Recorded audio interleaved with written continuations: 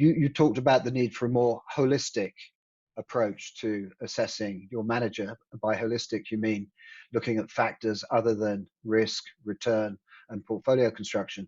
So, what are some of those factors that you think are critical? Yeah, and let's actually start right there with even with performance and risk factors. Clients are interested in not just the magnitude of outperformance and what you're able to deliver, but how you deliver it, because their objectives vary. Different clients have different needs. For example, some might value consistency, sort of, and you can get at that through rolling time period performance measurement, like rolling 7-year periods, for example. Some clients may be more sensitive to drawdowns or losses. Maybe they're willing to give up a little bit of extra return on the upside, in return for protecting on the downside.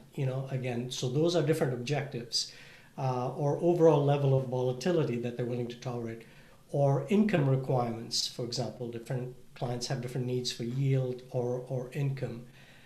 So all these different factors have a bearing on the considerations we as investment managers have to sort of take into account.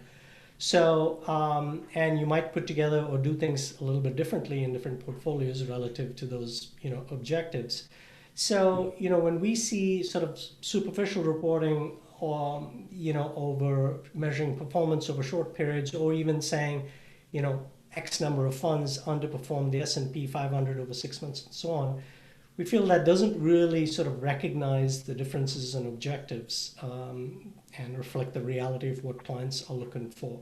So that's just in the performance and risk dimension. There are other things, as you mentioned, that our clients do value.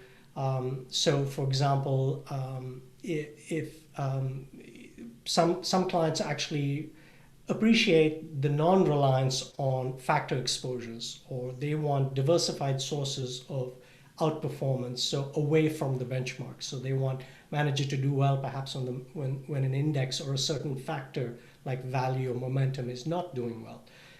And that relates to the role you play within a broader portfolio they may be considering.